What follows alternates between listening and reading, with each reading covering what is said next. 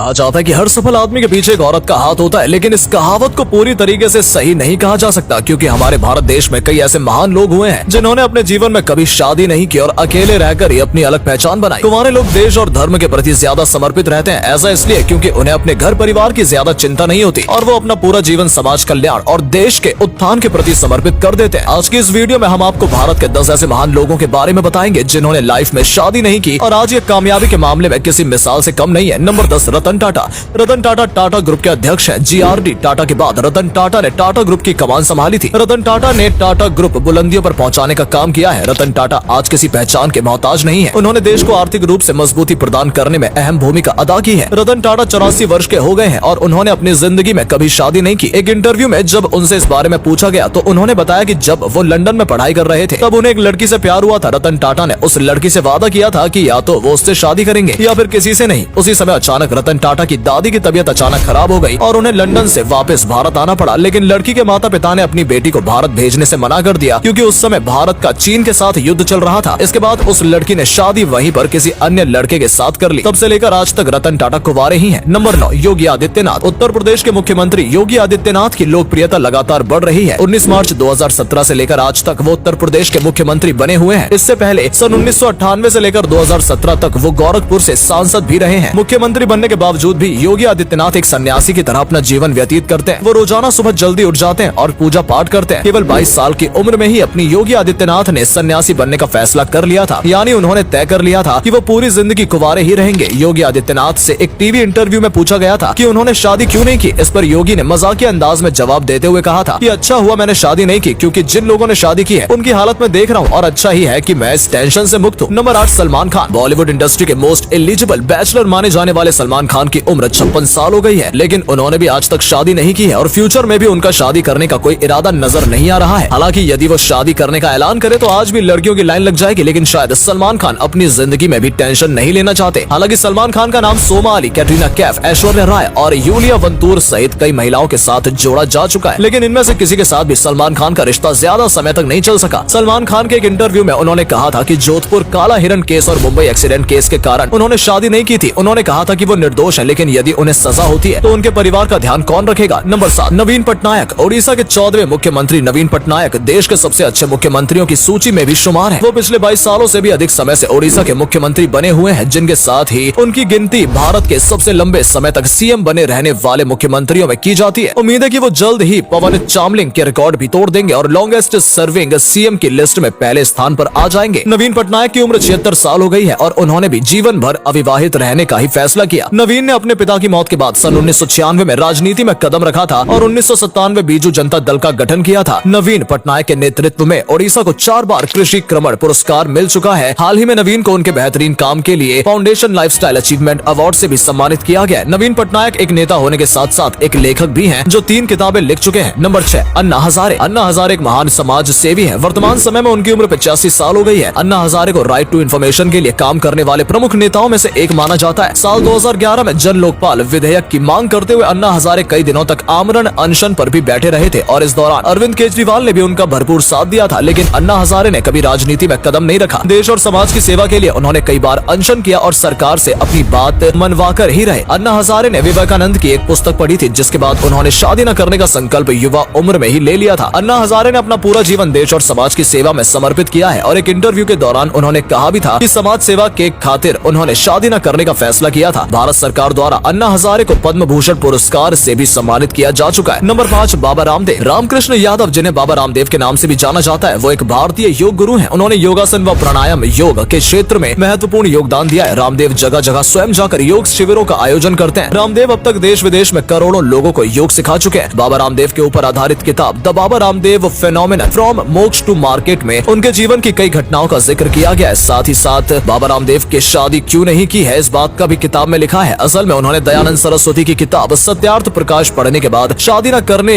का प्रण लिया था। बाबा रामदेव कभी फोन पर हेलो नहीं बोलते बल्कि ओम बोलते हैं। बाबा रामदेव अपने सहयोगी आचार्य बालकृष्ण के साथ मिलकर पतंजलि प्रोडक्ट्स के जरिए स्वदेशी वस्तुओं का प्रचार प्रसार भी कर रहे हैं। Number 4, APJ Abdul Kalam. APJ Abdul Kalam साल 2002 में 2007 तक देश के राष्ट्रपति रहे हैं और उन्हें अब तक के इतिहास का सबसे अच्छा राष्ट्रपति माना जाता है। अब्दुल कलाम को हर धर्म हर पार्टी के लोग पसंद किया करते थे। देश के परमाणु परीक्षण में भी अब्दुल कलाम की भूमिका अहम रही थी। उन्हें मिसाइल मैन ऑफ इंडिया के नाम से भी जाना जाता है। एक संबोधन के दौरान एपीजे अब्दुल कलाम ने कहा था कि अगर मैं शादी कर लेता तो जीवन में मैं आज जो हूँ उसका आधा भी नहीं होता और ना ही देश के लिए इतना कुछ कर पाता जो मैंने किया। यानी अब्दुल कलाम ने भी देश की सेवा करने और देश को साइंस एंड टेक्नोलॉजी में आगे ले जाने के लिए शादी नहीं की। यदि वो शादी कर लेते तो शायद भारत को कभी इतना अच्छा राष्ट्रपति नहीं मिल पाता। नंबर 3, अटल बिहारी वाजपेयी। मैं अविवाहित जरूर हूँ लेकिन कुंवारा नहीं, ऐसा कहना था राजनीति के अजात शत्रु कहे जाने वाले महान विभूति अटल बिहारी वाजपेयी जी का। अटल बिहारी वाजपेयी एक ऐसी शख्सियत थे जिन पर दुश्मन भी दोस्त से ज्यादा भरोसा किया करते थे। अटल जी एक महान कवि भी थे और उन्होंने न जाने कितनी ही कविताओं की रचना की है। अक्सर संसद भवन में भी वो अपनी कविताएं सुनाया करते थे। 1942 में भारत छोड़ो आंदोलन के दौरान उन्हें गिरफ्तार किया गया था और 23 दिन वो जेल में रहे। अटल जी ने देश सेवा में ही अपना पूरा जीवन समर्पित कर दिया और शादी न करने का फैसला किया। उनसे कई बार निजी जीवन को लेकर सवाल किए गए। अटल जी ने कहा कि अधिक व्यस्त रहने के कारण उन्हें शादी के लिए समय नहीं मिल पाया। वहीं कुछ लोगों का यह भी मानना है कि राष्ट्रपति स्वयं सेवक में शामिल होने के बाद उन्होंने शादी न करने का फैसला किया था। 1980 में अटल जी ने भारतीय जनता पार्टी का गठन किया। 16 मई 1996 में पहली बार उन्होंने देश के प्रधानमंत्री पद से शपथ ली, लेकिन 13 दिनों के भीतर ही उनकी सरकार गिर गई। 13 अक्टूबर 1999 में बहुमत के साथ अटल जी ने सरकार बनाई और अपना कार्यकाल पूरा किया। 2004 के बाद अटल जी ने राजनीति से दूरी बना ली। 16 अगस्त 2018 को अटल जी ने इस दुनिया को अलविदा कह दिया। नंबर 2, नरेंद्र मोदी। आज भारत की गिनती दुनिया के सबसे शक्तिशाली देशों में की जाती है और विश्व के सभी बड़े और शक्तिशाली देश भारत को अपना मित्र बताते हैं और भारत की इस छवि के लिए नरेंद्र मोदी बधाई के पात्र हैं। नरेंद्र मोदी जब 18 साल के हुए तब उनके माता पिता ने बांसकाठा के राज सोना गांव की रहने वाली जसोदा बेन से उनकी शादी करा दी, लेकिन शादी के कुछ समय बाद ही नरेंद्र मोदी अपनी पत्नी और परिवार से अलग होकर स्वयं सेवक संघ के साथ जुड़ गए। सन 1971